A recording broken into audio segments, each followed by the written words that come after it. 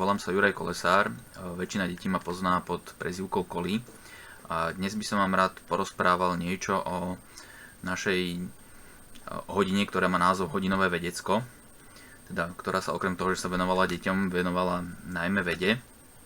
Cieľom tejto hodiny bolo ukázať deťom vedu tak, aby ich bavila a aby ich nejako oslovila, lebo v súčasnosti vlastne sa stretávame a nielen na školách, ale aj v spoločnosti s takým prístupom, že vedci to sú takí šialení páni v bielých plášťoch, ktorí robia nejaké veci v laboratóriách a tým veciam nikto nechápe, chápu tomu len tí vedci a potom sa to snažia nejako odprezentovať obyčajným ľuďom a väčšina obyčajných ľudí si myslí, že tým veciam nikdy neporozumejú.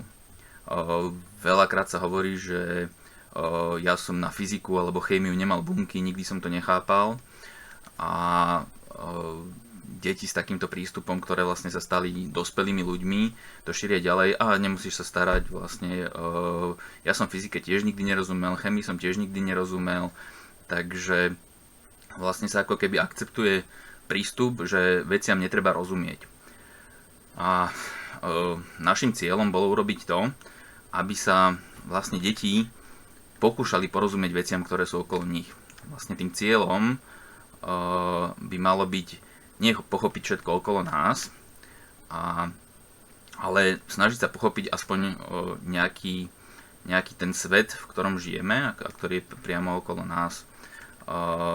Ja som jeden čas pôsobil ako profesionálny vedec alebo v tíme, ktorí skúmali veci, ktoré ešte nie sú preskúmané. To znamená, že nikde v učebniciach nenájdete a keď vlastne spolupracujete s vedcami, ktorí bádajú na niečom, čo si jednoducho nikde na internete nenájdete, ale musíte to naozaj vyskúmať a zistiť, že ako to je, tak zistíte, že tí vedci sa hrajú ako malé deti alebo skúmajú to naozaj s takou úplne detskou zvedavosťou, niekedy až naivitou alebo vlastne nejakým takým prístupom, že naozaj nevedia o tom povedať nič, len to, čo na nejakej veci, ktorú skúmajú, vidia alebo čo o nej zistili. A veľa ľudí si myslí, že vedci sú ľudia, ktorí vedia všetko.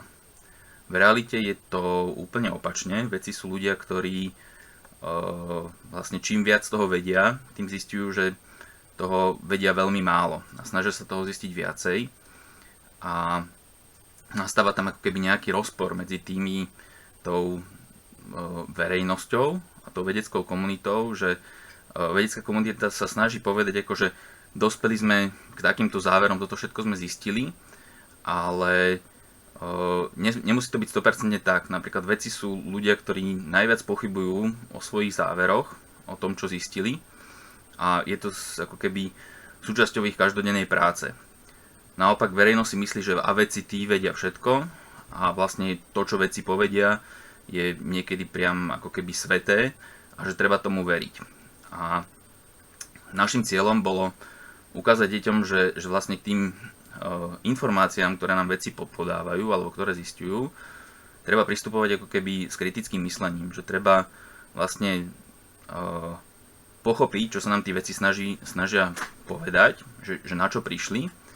Treba za tým vždycky vidieť aj nejakú časť, že keď na niečo prišli, oni to veci veľakrát povedia, ale ľudia to ako keby ignorujú, že nemusí to byť naozaj tak. Naozaj akože aj ľudia, ktorí niečo vymysleli, dostali Nobelové ceny za vedu, tak prišli s nejakými teóriami, ktoré sa im potvrdili, ale v skutočnosti akože tá realita môže byť niekde inde a vedci ako keby často tie veci, ktoré zistia, neprezentujú ako absolútnu pravdu, ale ako niečo, čo sa im podarilo vyskúmať. A cieľom teda tejto hodiny bolo ukázať, že v čom spočíva ten vedecký prístup, že ako môžeme vyskúmať vec, o ktorej absolútne nič nevieme a môžeme z toho urobiť nejaké uzávery, nejaké pozorovania a tieto potom prezentovať niekomu inému. A ďalej v tej hodine vlastne prebieha aj to, že že ako ten iný je schopný akceptovať to, čo som mu ja ako odprezentoval, ako moje pozorovania. Prizvali sme si vlastne na túto hodinu, tak ako ku iným hodinám, ľudí z odboru. To znamená, že podobne ako keď sme mali hodinového právnika, sme si prizvali reálnych právnikov, alebo mali sme hodinového novinára, tak sme si prizvali reálnych novinárov, kde vlastne títo ľudia z praxe, ktorí tým naozaj každodenne žijú, pozorovali a pomáhali tým deťom v týchto oboroch.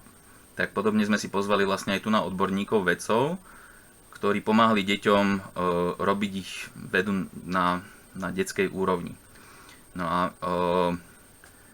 ten pokus, ktorý robili, tak je veľmi jednoduchý a naozaj vybrali sme ho tak, že je to niečo, čo mnohé deti robia ako keby každý deň a myslia si, že je to ako keby nejaká úplne samozrejmá vec, za ktorou netreba hľadať nejakú špeciálnu vedu. Týkalo sa to, teda ten pokus sa týka jedine čokoládových guličiek v mlieku. Pričom keď sa hráte s tými guličkami, ako viem, že by sa s jedlom nemalo hrať, ale keď sa hráte s takýmito guličkami, tak začnete pozorovať niektoré javy, ktoré majú nejaké určité zákonitosti.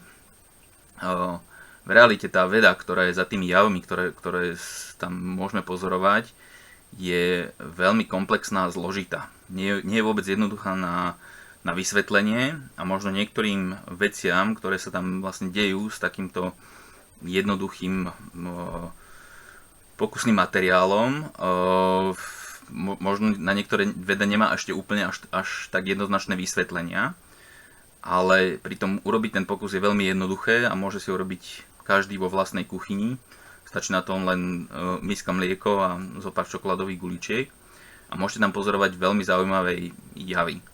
A chceli sme deťom ukázať, že veda nemusí byť akože skúmanie niečoho úplne neznámeho, ale môže to byť pozorovanie niečoho veľmi známeho, niečoho, čo je s nami každý deň, s čím sme v každodennom kontakte. A môžeme tam začať pozorovať určité zákonitosti a z nich môžeme potom urobiť nejaké určité uzávery a tieto vieme odprezentovať alebo vieme ich využiť potom niekde inde. Vlastne toto je ako keby štandardný spôsob, ako pracujú vedci a chceli sme ho deťom priblížiť a chceli sme im priblížiť aj tú druhú stranu tej vedy. To znamená, že veda niekedy nie je len o tom, že na niečo prídeme, že vymyslíme nejaký náš vlastný pokus, ale že overujeme veci, ktoré vymyslel niekto iný. To znamená, že deti sme mali rozdelené ako keby do skupiniek a každá skupinka nemala konkrétny cieľ, čo majú pozorovať, čo majú vypatrať. To bolo na každom z nich. Ale to, čo vypozorovali, tak mali potom odprezentovať tej druhej skupine a táto mala overiť. Môžete potom aj na konci vidieť, že vlastne každý pracoval ako keby na tom istom pieskovisku alebo s tým istým pokusným materiálom, ale závery, ktoré robili rôzne skupiny, mohli byť iné, mohli byť rôzne, mohli byť z úplne inej domény a potom si ich ako keby navzájom overovali. A bolo veľmi príjemné zistenie potom, keď sme mali reflexiu v rámci tejto hodiny s tými reálnymi vedcami, ktorí sa tým každodenne živia. Takže že vlastne všetci nám potvrdili, že ich každodenná práca je veľmi podobná. Aj keď nehrajú sa teda s čokoládovými guličkami v mlieku, ale každý sa hrá teda na nejakom inom, možno zložitejšom probléme, ale tie základné princípy a zručnosti, ktoré boli schopné deti ako keby využiť pri tejto hodine, by mali potom šancu využiť aj v reálnom živote, keby sa s nich stali vedci a že tá veda môže byť aj zábava. Takže myslím si, že táto hodina bol takým celkom vydareným edukačným experimentom, že či sme schopní vedu odprezentovať ako keby hravým spôsobom, kedy si deti môžu vyskúšať naozaj dotknúť sa vedy alebo priamo pokusu robiť všetko to, čo robia naozajstní vedci. A čo bolo veľmi dôležité, že sú schopní robiť vlastné uzávery. Je to vec, ktorá je ako keby trošku podceňovaná pri vyučovaní vedy, kedy deťom ako keby predstavíme, že tu máte takýto pokus, urobte presne toto. Je to tam ako keby nalinkované a potom sa ich pýtame, že aký z toho urobíte uzáver, že čo ste zistili. A vlastne keď im všetko povieme, že urobte toto takto a toto takto, tak tie deti ku koncu toho experimentu alebo pokusu vlastne nevedia vytvoriť nejaký záver, lebo nič nerobili sami. Všetko im bolo povedané, urobte toto takto a potom nevedia, ako majú tvoriť tie závery. Takže trošku takým neprebádaným územím, do ktorého sme išli, bolo to, že sme predpokladali, že deti budú schopné urobiť sami vlastné pozorovanie. Trochu sme sa toho na začiatku aj báli, ale som veľmi rád, že sa podarilo to, že deti sú schopné pozorovať, sú schopné vytvárať vlastné závery a tie potom prezentovať iným deťom alebo iným ľuďom. A takže celkovo tá hodina sa, myslím si, že veľmi podarila a dúfam, že si teda užijete sledovať to, čo dokážu deti, keď im dáte voľnosť a možnosť prezentovať to, čo dokázali.